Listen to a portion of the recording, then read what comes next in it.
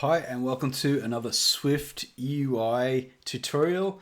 Today we're going to look at the text label. It's like a label, so we'll check out that now. So open up your Xcode beta and I'll have to create a new one. Command-Shift-1 is a good thing you can press. There we go. And get started with a new playground.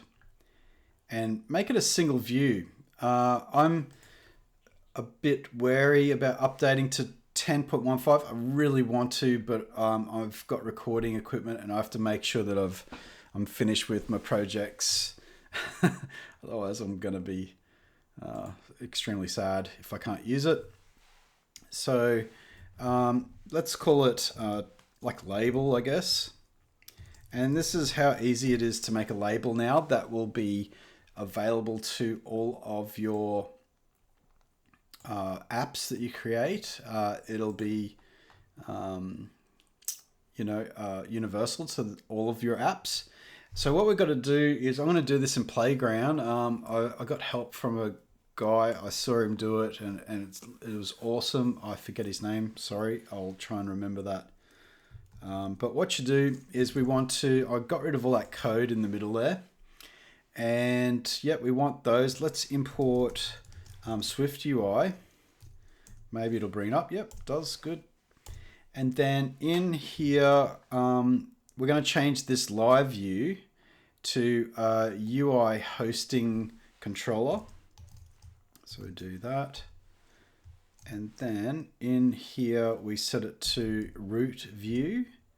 And we'll set it to our content that we're going to be creating. So content view, I'm going to call it. Now that doesn't exist yet, but it will. So let's do that now. So what we do is create the struct and it's going to be content view. That's the one we're going to watch load. It's going to be a view. And underneath that, we're going to create a var called body, and then we refer to some view. Okay, and that's the body of our content view. And then in here we have to put something, so we're going to put text, not text field, and we'll put hi in there. All right, so that's in there and that should allow us to create our view. And then over to the right here, we select editor and live view, that's fine. And then we build it. So just run it. Now this might take a while, so I'm gonna pause it. And this is my first time running the playground. It's sometimes slow, it might be quick if we're lucky. And then we'll have a look at how to alter this label.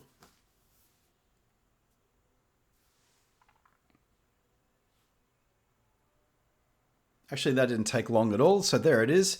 And we've got hi in the middle. Now, let's have a look at how we can alter this. What we can do is change the font. So all you do is go into the next line and press dot. And here are all the things that are available. Let's try italic for fun and run that. And like what would be cool, I might do it after this, but this is still kind of quick.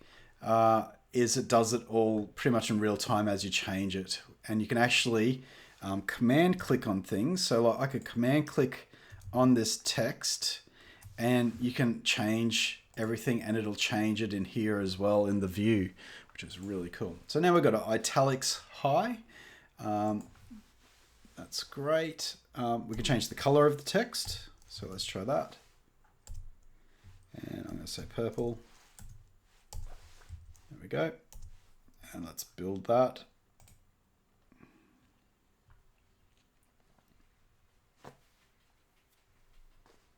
Good. And if we want another label in there, all we have to do is do this again. But there's something else we'll have to do. You'll see I'll come across an error.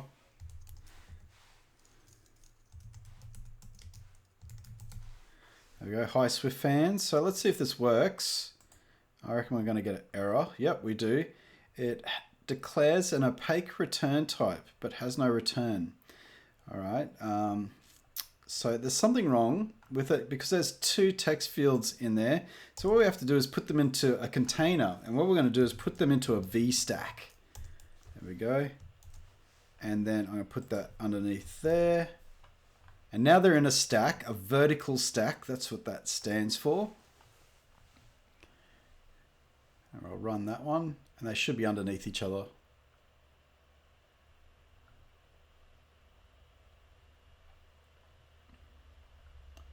I'll just wait a sec. And there we go. All right, so they're in a vertical stack. Let's have a bit of fun. Let's try a horizontal stack. So it's a capital H, H stack. All right, I'm going to put that there and grab this top code and put that in there. Let's see if this builds with that vertical stack still there. No, it doesn't like it. So let's delete that. Or actually, I might just comment that out just to, if I want to come back to it. All right. And there you go. So the labels are side by side, and that's your horizontal stack. Another cool thing you can put in here if you want is create a space between them, and it's referred to as spacer. There we go. We'll run that as well.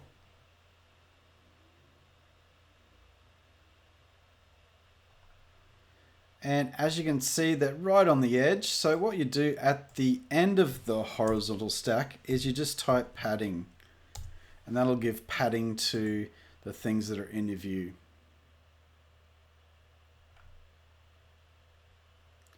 Run that again, and as you can see now they're inside there.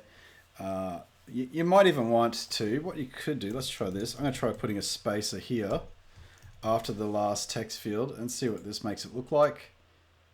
It should push the right-hand text over. That's what I'm hoping for, and it does. So might even be able to do that to the first one, put them both in there, but then where's your space? So anyway, that's a little intro to a label and horizontal stack and vertical stack and padding them. Hope you enjoyed that. See you later.